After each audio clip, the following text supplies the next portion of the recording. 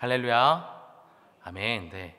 오늘도 이 자리에 함께 하신 여러분 한 분 한 분 위에 주님의 위로와 평안이 가득하기를 주님의 이름으로 축복합니다. 말씀을 시작하면서 한 가지를 좀 생각해 보려고 하는데요. 질문을 좀 드리려고 합니다. 여러분은 스스로를 누구라고 생각하십니까? 정체성에 대한 질문인데요. 아마 스스로 생각하고 있는 나 자신, 나의 정체성은 정말 다양할 거라고 생각합니다. 누군가의 어머니 또는 아버지가 될 수도 있겠고요. 또 그런 한편 누군가의 아들이기도 하고 딸이기도 합니다. 이렇게 가족 구성원에서 자신의 정체성을 찾는 사람들이 있는 한편 또 자신의 어떤 직업이라든지 사명에서 자신의 정체성을 찾는 사람들이 있기도 합니다. 나는 엔지니어야, 어디 연구원이야, 공무원이야, 셰프야, 아니면 나는 어디 마켓 사장이야 등 직업에서 찾는 정체성이 있고, 교회에서 나는 집사야, 권사야, 장로야, 나는 찬양대원이야, 교학교 교사야 등 직분과 맡은 사명에서 자신의 정체성을 찾기도 합니다. 이런 것들 말고도 우리의 정체성을 나타낼 수 있는 것은 정말 많습니다. 하지만 그 중에서도 우리가 절대 잊지 말아야 할 정체성이 있는데 그것은 바로 그리스도인이라는 정체성이죠. 하지만 안타깝게도 우리의 삶의 반경이 어떻습니까? 이 세상에 속해 있다 보니까 그리스도인이란 정체성에 따른 가치관이 아니라 세상의 가치관이 우리 안에 자연스럽게 자리 잡혀 있습니다. 그래서 어떠한 일이 일어났을 때 그 현상을 그리스도인의 눈이 아니라 세상의 가치관을 통해 보곤 합니다. 그래서 냉정히 우리 스스로를 좀 돌아보면 내 모습이 내가 상상했던 그리스도인보다는 오히려 세상 사람들과 가깝다라는 것을 느낄 때가 있죠. 이렇게 수많은 죄와 또 가치 혼란이 가득한 이 세상을 살아가는 우리에게는요, 가치 혁명을 통해서 잘못된 가치관을 회복하고 바로 세우는 일이 필요합니다. 그리고 성경에는 여러 가치혁명의 이야기들을 담고 있는데요. 그 중에서도 가치혁명을 통해서 한 민족을 완전히 새로운 민족으로 탈바꿈시킨 이야기가 있습니다. 바로 오늘 함께 읽은 출애굽기입니다.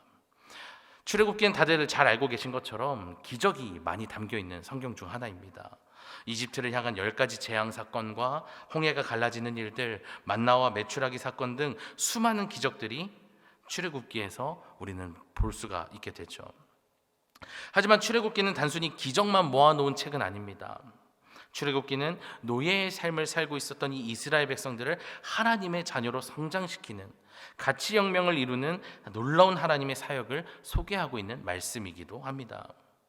그래서 출애굽기는요, 하나님의 사역에 따라서 크게 세 부분으로 나눠지게 되는데요.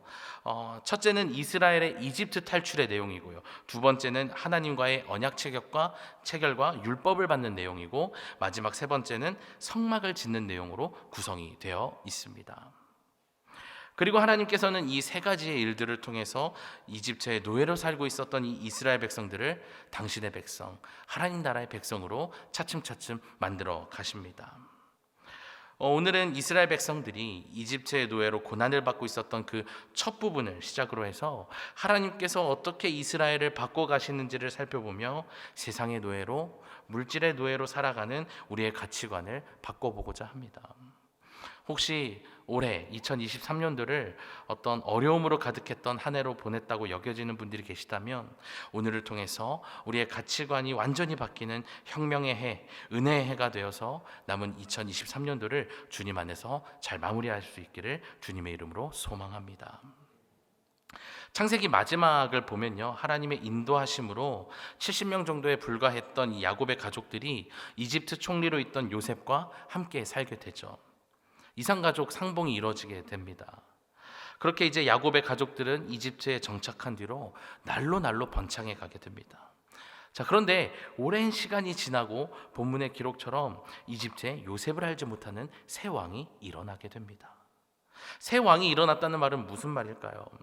성경에서는 왕조가 바뀌지 않고 왕만 바뀔 때에는요, 대체로 즉위하다라는 표현을 사용하게 됩니다. 일어나다라는 말을 쓰지 않습니다. 즉 오늘 말씀에서 말하고 있는 이 새 왕은 단순히 아버지에게서 아들로 왕위가 물려진 것이 아니라 일련의 사건으로 인해서 왕조가 완전히 바뀌었음을 뜻하고 있다는 겁니다. 역사적으로는 요셉을 알던 힉속스 왕조가 끝이 나고 새로운 왕조인 18왕조가 반기를 들고 일어나서 정권을 잡게 된 사실을 나타내고 있는 것입니다. 이렇게 새롭게 세워진 왕조는요, 히브리 민족을 어떻게 바라봤냐면 힉속스 왕조의 잔존 세력으로 보았습니다.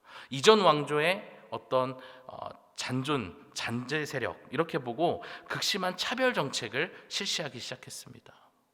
옛날에 요셉과 죽은 파라오 사이에 맺었던 약속과 요셉의 업적은요 완전히 잊혀져 버리고 말았습니다.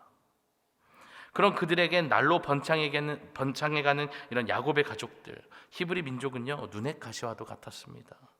그래서 이집트는요 이스라엘의 숫자를 제한하고 영향력을 최소화하기 위해서 그들을 노예로 삼습니다. 과한 노역을 주면서 학대하기 시작했어요. 분명 성경에서는 분명히 자손의 번성을 놓고 하나님의 복이라고 말하고 있는데 이상합니다. 하나님께서 전에 아브라함에게 복을 주시면서 하신 말씀, 창세기 12장 2절 말씀을 함께 보도록 하겠습니다. 내가 너로 큰 민족을 이루고 내게 복을 주어 내 이름을 창대하게 하리니 너는 복이 될지라.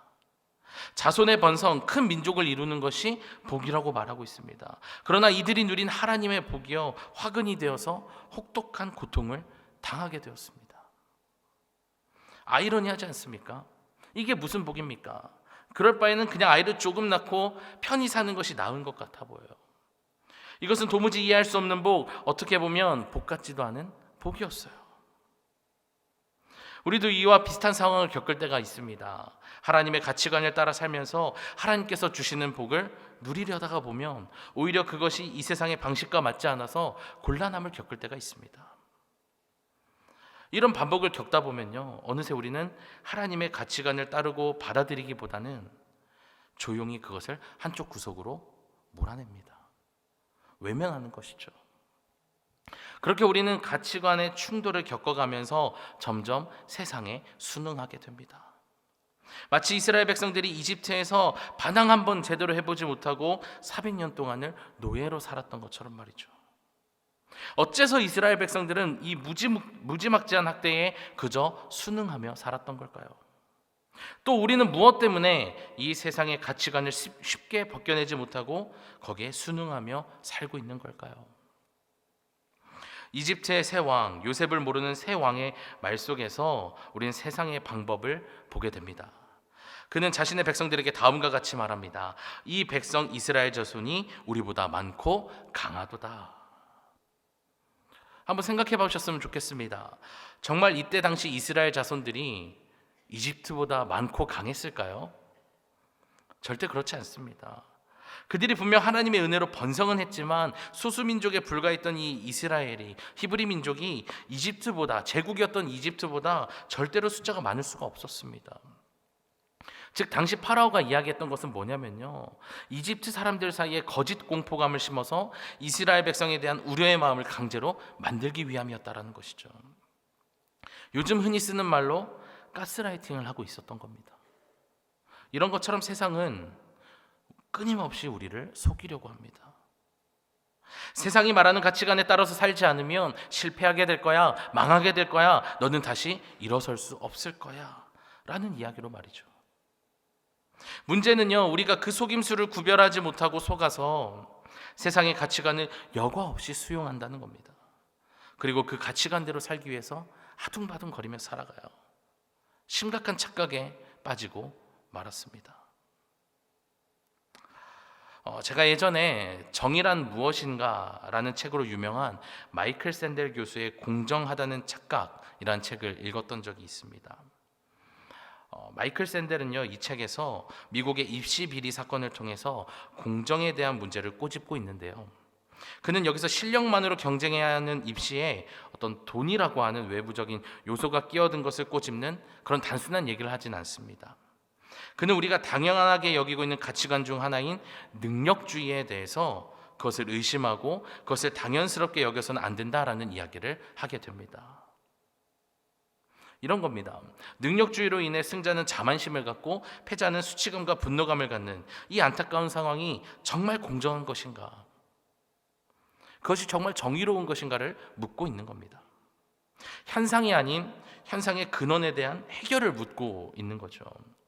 제가 이 책의 내용을 지금 말씀드린 이유는 뭐냐면요, 이 책의 내용이 중요하다기보다는 마이클 샌델이 가진, 그 교수가 가진 시선, 그 가치관을 우리가 가져야 되기 때문입니다. 우리는 그가 꼬집고 있는 그 세상이 당연하게 여기고 있는 가치관을 의심해 봐야 한다라는 것입니다. 우리는 내일이면 수많은 학생들이 치러야 하는 수능과 또 그에 따른 등급제로 대학이 결정되는 것이 당연한 거라고, 그것이 가장 공정한 거라고 생각했는데 그렇지 않을 수도 있다라는 겁니다. 거기서 발생되는 어떤 성취감과 또 자만감과 또 반대로는 패배감과 우울감, 그런 것이 정말 옳은 것인가라는 겁니다. 그리고 세상이 우리에게 당연하도록 받아들이게 하는 것들이 이 입시 말고도, 입시제도 말고도 우리의 삶에 너무나도 가득합니다. 그렇게 세상은 우리로 하여금 당연하지 않은 것을 당연하게 여기게 하며 우리를 손쉽게 좌지우지할 수 있도록 우리를 노예화시켜 갑니다. 이어지는 10절을 보면 세상이 우리를 다스리는 더욱 자세한 방법을 만나게 되는데요, 이렇게 얘기하고 있습니다. 자, 우리가 그들에게 대하여 지혜롭게 하자. 여기서 말하는 지혜는 무엇일까요? 11절에, 이어지는 11절에 곧바로 등장합니다. 감독들을 그들 위에 세우고 그들에게 무거운 짐을 지워 괴롭게 하여 그들에게 바로를 위하여 국고성 비돔과 라암셋을 건축하게 하니라. 이들이 말하는 지혜는요, 끊임없는 노역으로 인한 억압이었습니다. 마치 팍스 로마나에서 말하는 평화가 평화로 평화를 이루는 것이 아니라 강한 군대와 폭력에 의한 평화를 이루는 것을 말하는 것처럼 이집트는 억압으로 이스라엘을 다스리고자 했습니다. 그리고 앞서 살펴본 것처럼 우리가 살아가는 세상도 마찬가지라는 거예요. 세상은 여전히 우리를 짓누르며 우리를 이용하고자 합니다. 그래서 우리는 이 지혜라는 단어가 가진 의미의 차이와 함께 세상의 가치관과 우리 그리스도인이 가져야 할 가치관에 큰 차이가 있다는 것을 우리는 발견하게 됩니다. 그래서 먼저 이 세상에서 말하는 지혜롭게 사는 것은 무엇인지를 좀 이야기해 보려고 합니다. 이 세상에서 말하고 있는 이 지혜로운 삶은 무엇이냐면요, 방금 얘기했던 이 이집트의 통치 방식과 로마의 팍스 로마나와 같은 모순으로 점철된 방식을 이야기합니다. 평화를 위해서는요, 내가 누군가의 평화를 빼앗아야 되는 겁니다. 내가 부여하기 위해서는요, 누군가에게 궁핍함을 전가해야 되는 거예요. 그리고 그것을 전혀 어색하지 않게 느껴지도록 자연스럽게, 아주 편안하게 아무런 양심의 가책도 느끼지 않고 해내는 것을 지혜로운 삶, 성공의 삶이라고 말해요. 누군가에게 고통을 심어주는 것을 전혀 가책을 느끼지 않습니다. 세상은 이렇게 우리에게 완전 범죄를 하도록 그것을 지혜라는 허울 좋은 표현으로 우리의 가치관을 망가뜨리고 있다는 거예요. 그런데 우리 그리스도인이 쫓아야 할 지혜는 전혀 다르다는 겁니다. 성경에서 말하는 지혜는요, 어떤 고견이나 성찰, 통찰과 같이 세상에서의 어떤 성공을 이루게 하는 지식적인 것과는 전혀 다른 것입니다. 잠언 9장 10절입니다. 여호와를 경외하는 것이 지혜의 근본이요 거룩하신 자를 아는 것이 명철이니라. 아멘. 잠언에서 말하고 있는 이 지혜가 무엇입니까? 하나님을 경외하는 것이 지혜라고 말합니다. 하나님의 살아계심을 믿고 두려워하는 것, 그 말씀에 순종하는 삶을 지혜로운 삶이라고 이야기하고 있습니다. 사탄은, 세상은 우리가 이 지혜를 갖게 되는 것을 가장 두려워한다는 것입니다. 그래서 우리가 하나님을 경외하지 못하도록 세상을 통해서 끊임없이 우리에게 하나님을 대체할 무언가를 꺼내놓고 유혹하게 됩니다. 여행을 가봐, 이거를 가져봐, 끊임없이 우리를 유혹합니다. 오늘 본문에 등장한 파라오 역시 마찬가지입니다. 본문 10절에서 다음과 같이 말합니다. 전쟁이 일어날 때에 우리 대적과 합하여 우리와 싸우고 이 땅에서 나갈까 하노라. 이집트의 왕 파라오가 가장 걱정했던 것은요, 전쟁 시에 일어날 이스라엘의 반역과 도주였습니다. 파라오는 이스라엘에게 통치권을 빼앗길까 두려워한 것이 아니었다는 거예요. 여기서 우리는 파라오의 모순을 발견하게 됩니다. 분명 그는 이스라엘이 이집트에 살며 번성하는 것을 두려워했는데 어째서 후에 모세와 아론이 떠나겠다고 할 땐 반대했던 걸까요? 내쫓으면 되는 것을. 그 이유는 파라오에게 있어 이 이스라엘은 이용할 가치가 있는 노예였기 때문입니다. 다만 그는 이 노동력을 자신의 손 안에서 움직이고 싶었던 것이죠. 마치 일본이 조선을 식민지로 삼아서 손쉽게 다루기 위해 무단 통치, 문화 통치, 민족 말살 정책을 사용했던 것처럼 말입니다. 세상은 우리가 하나님을 경외하지 못하도록 신앙생활에 대해 자유롭지 못한 어떤 불행한 삶을 산다라고 이야기합니다. 그러면서 내 마음대로 사는 여러 가지 삶의 방식들, 욜로라든지 파이어족이라든지 여러 가지 요즘 이야기하고 있는 그런 삶의 방식들을 늘어놓으면서 이러한 자유를 누리고 있는 것이 더 행복한 삶이다라고 말합니다. 그런데 어떻습니까? 편하게 주일을 집에서 보내고 여행을 가고 자신의 여가를 마음껏 누리는 사람들 모두가 이 세상 그 무엇과도 바꿀 수 없는 행복한 삶을 이어가고 있습니까? 훨씬 더 가치 있는 삶을 살고 성취를 누리던가요? 꼭 그렇지만은 않습니다. 그렇다면 이제 우리는 생각해 봐야 되는 겁니다. 세상이 우리에게 가스라이팅 하듯 전하고 있는 그 가치관에 문제가 있는 것은 아닌가? 그리고 그렇다면 이스라엘 백성들은 새로운 파라오가 자신들을 괴롭게 하고 엄하게 했을 때 어떤 선택을 해야 했던 걸까요? 그리고 이곳에 모인 우리는 이제 구체적으로 무엇을 해야 할까요? 당시 이스라엘 백성들과 오늘 우리가 공통적으로 해야 할 것은 그들이 가장 두려워하는 것을 하면 되는 것입니다. 파라오가 두려워하는 것을 하면 되는 거예요. 바로 반역과 도주입니다. 그리고 저는 오늘 이것을 이렇게 바꾸어서 말하고 싶습니다. 혁명과 구별이라고 말입니다. 파라오와 이집트 입장에서는 반역과 도주이지만 하나님 나라의 백성인 이스라엘에게 있어서는 잘못된 세계로부터 벗어나는 것은 반역이 아닌 혁명입니다. 또 그들로부터 벗어나는 도주는요, 구별됨으로써 이후에 하나님의 백성이 되어 언약을 체결하고 율법을 받게 되는 것을 말하는 겁니다. 우리도 마찬가지예요. 이 세상의 잘못된 가치관으로부터 혁명을 이루고 세상과의 구별을 시도함으로써 우리의 삶에서 거룩을 이어가야 한다는 겁니다. 이 삶이 오늘 앞에서 이야기했던 하나님을 경외하는 삶, 지혜로운 삶이며 우리는 이것을 통해서 이 세상에서 얻을 수 없는 참된 자유와 행복을 누리게 되는 것입니다.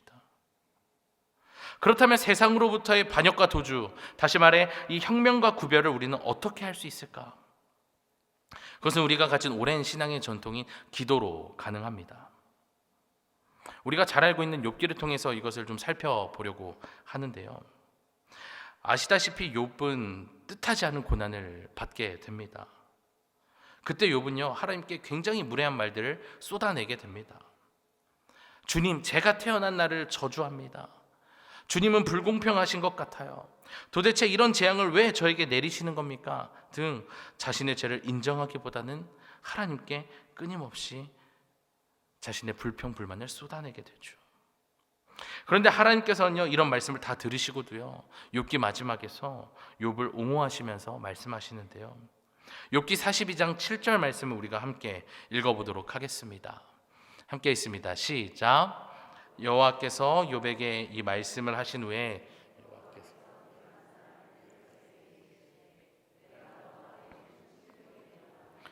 이는 너희가 나를 가리켜 말한 것이 내 종 욥의 말같이 옳지 못함이니라. 아멘. 자, 요약하자면요, 너희는 다 틀렸고 욥이 옳았다라는 하나님의 말씀입니다. 사실 쉽게 이해가 되지 않습니다. 왜냐하면 욥은 앞서 이야기했던 것처럼 하나님께 여러 불손한 이야기를 했고 뭔가 하나님을 존중하지 않은 것처럼, 사랑하지 않는 것처럼 그러한 태도를 보였거든요. 그런데 어째서 하나님은 그의 이런 오만방자하고 불손한 태도를 내버려 두시고 그가 옳다고 인정해 주시고 오히려 당신의 말씀을 지키려 했던 그 욥의 친구들을 책망하셨던 걸까요?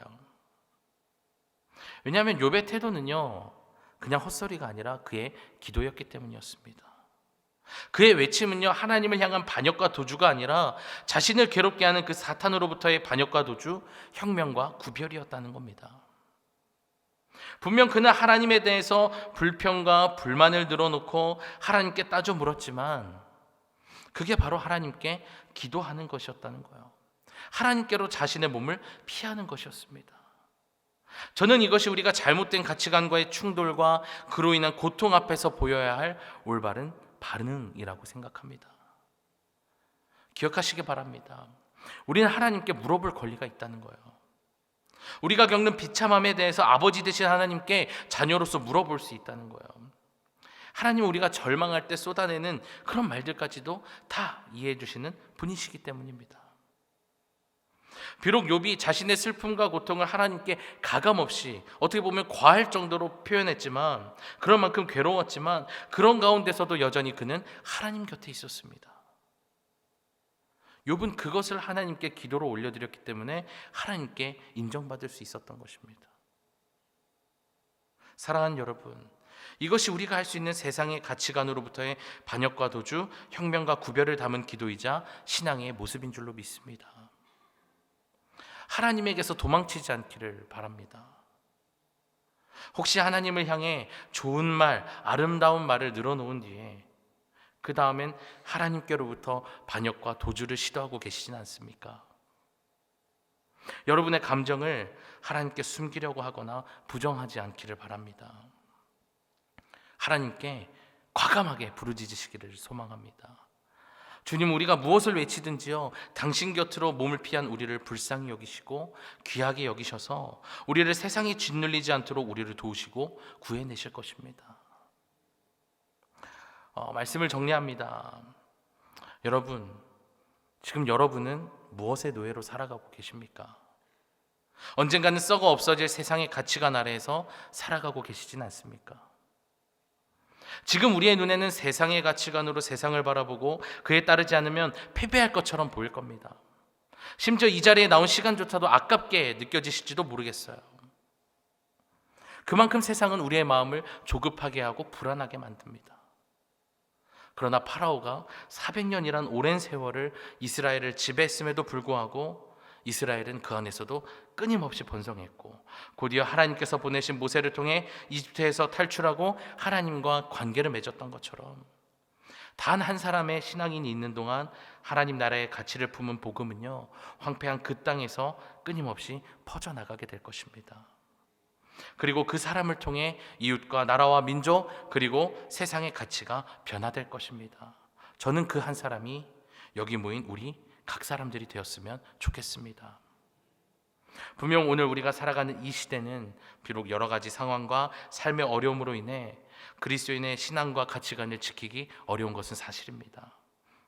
그러나 오늘 나눈 말씀을 기억하면서 우리 모두 주님 안에서 가치혁명을 이루기에 힘써서 세상이 줄 수 없는, 주님만이 주실 수 있는 그 영원한 자유와 기쁨을 누릴 수 있기를 주님의 이름으로 간절히 축원합니다.